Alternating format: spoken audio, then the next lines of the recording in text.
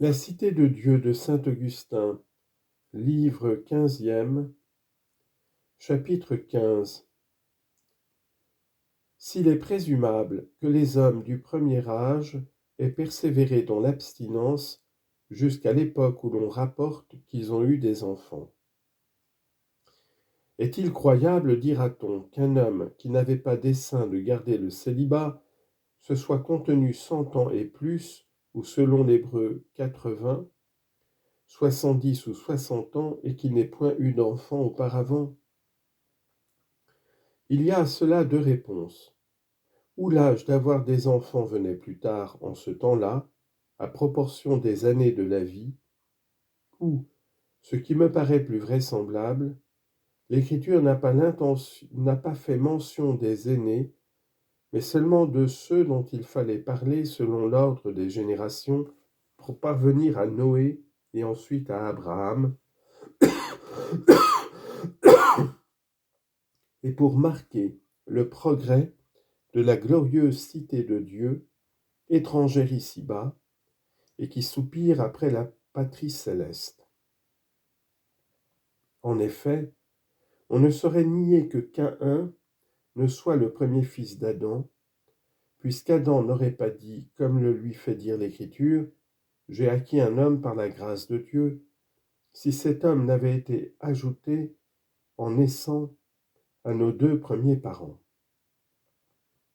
Abel vint après, qui fut tué par son frère Caïn, en quoi il fut la première figure de la cité de Dieu, exilée en ce monde, et destinée à être en but aux injustes persécutions des méchants, c'est-à-dire des hommes du siècle, attachés aux biens passagers de la cité de la terre, mais on ne voit pas à quel âge Adam les engendra l'un et l'autre.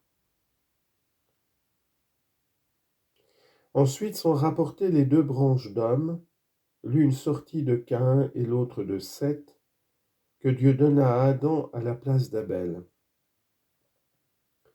Ainsi ces deux ordres de génération, l'une de Seth et l'autre de Caïn, marquant distinctement les deux cités dont nous parlons, l'Écriture sainte ne dit point quel âge avaient ceux de la race de Caïn quand ils eurent des enfants, parce que l'Esprit de Dieu n'a jugé digne de cet honneur que ceux qui représentaient la cité du ciel. La Genèse, à la vérité, marque à quel âge Adam engendra Seth, mais il en avait engendré d'autres auparavant, à savoir Caïn et Abel. Qui sait même s'il n'avait engendré que cela? De ceux qui sont nommés seuls à cause des généalogies qu'il fallait établir, ce n'est pas à dire qu'Adam n'en ait point eu d'autres. Aussi bien, lorsque l'Écriture sainte dit en général qu'il engendra des fils et des filles qu'elle ne nomme pas, qui oserait sans témérité en déterminer le nombre? Ce qu'Adam dit après la naissance de Seth, Dieu m'a donné un autre fils au lieu d'Abel.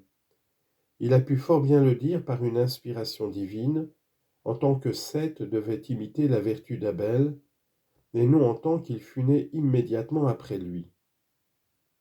De même, quand il écrit « Seth avait 250 ans », avait 205 ans, ou selon l'hébreu 105, lorsqu'il engendra Énos, qui serait assez hardi pour assurer qu'Énos fut son premier-né? Outre qu'il n'y a point d'apparence qu'il se soit contenu pendant tant d'années, n'ayant point dessein de garder la continence, l'Écriture dit aussi de lui, et il engendra des fils et des filles, et Seth vécut en tout 912 ans. Confère Genèse chapitre 5, versets 4 et 8. L'Écriture, qui ne se proposait, comme je l'ai déjà dit, que de descendre jusqu'à Noé, par une suite de générations, n'a pas marqué celles qui étaient les premières, mais celles où cette suite était gardée. J'appuierai ces considérations d'un exemple clair et indubitable. Saint Matthieu, faisant la généalogie temporelle de notre Seigneur, et commençant par Abraham pour venir d'abord à David, Abraham, dit-il, engendra Isaac. Que ne dit-il d'Ismaël qui fut le premier-né d'Abraham? Isaac, ajoute-t-il, engendra Jacob. Pourquoi ne dit-il pas Ésaü qui fut son aîné? C'est sans doute qu'il ne pouvait pas arriver par eux à David. Poursuivons, Jacob engendra Juda et ses frères. Est-ce que Juda fut l'aîné des enfants de Jacob? Juda, dit-il encore, engendra Pharès et Zaram. Confère Matthieu chapitre 1, versets 2 et 3. Et cependant, il avait déjà eu 3 enfants avant cela. Voilà l'unique et irrécusable solution qu'il faut apporter à ces difficultés de la Genèse, sans aller s'embarrasser dans cette question obscure et superflue, si les hommes avaient en ce temps-là des enfants plus tard qu'aujourd'hui. Chapitre 16. Des mariages entre proches permis autrefois à cause de la nécessité. Le besoin qu'avait le monde d'être peuplé et le défaut d'autres hommes que ceux qui étaient sortis de nos premiers parents rendirent indispensables entre frères et sœurs des mariages qui seraient maintenant des crimes énormes à cause de la défense que la religion en a faite depuis.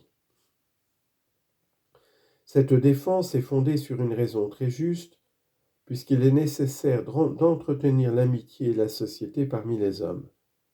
Or ce but est mieux atteint par des alliances entre étrangers que par celles qui unissent les membres d'une même famille, lesquels sont déjà unis par les liens du sang.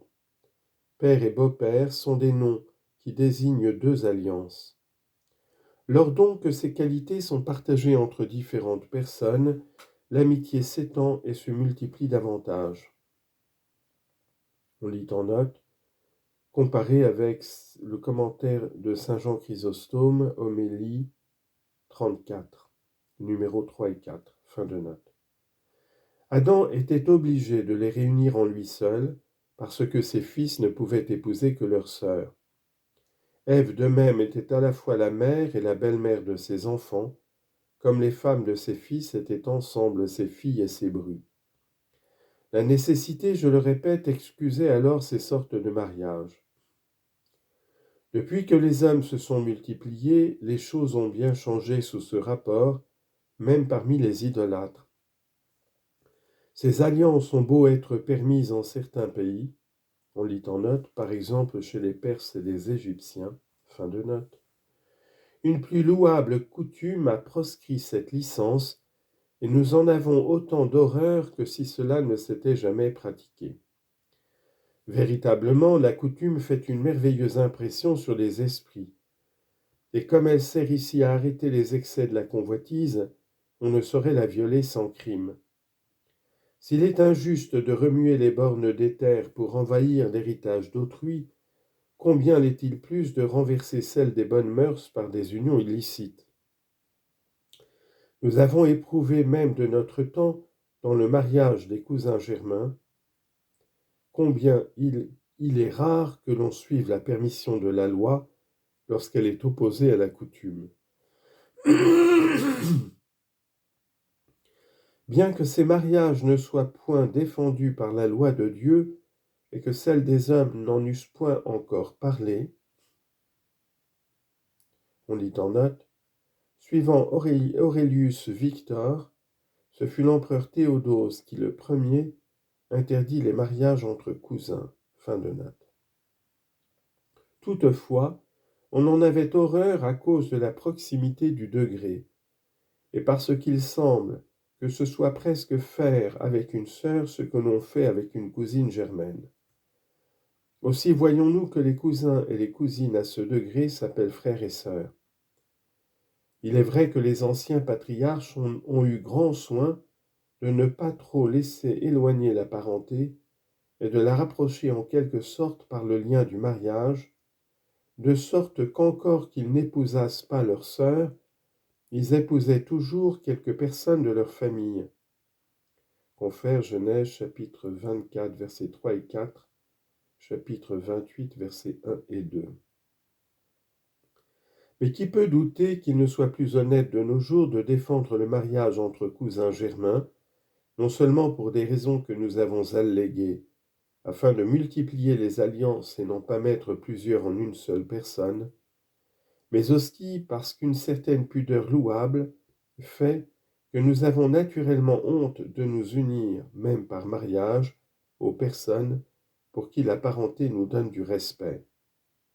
Ainsi, l'union de l'homme et de la femme est comme la pépinière des villes et des cités. Mais la cité de la terre se contente de la première naissance des hommes, au lieu que la cité du ciel en demande une seconde pour effacer la corruption de la première. Or l'histoire sainte ne nous apprend pas si, avant le déluge, il y a eu quelques signes visibles et corporels de cette régénération, comme fut depuis la circoncision. Confère Genèse chapitre 17 versets 10 et 11 et chapitre 8 verset 20. Fin de note. Elle rapporte toutefois que les premiers hommes ont fait des sacrifices à Dieu, comme cela se voit clairement par ceux de Caïn et d'Abel, et par celui de Noé au sortir de l'arche.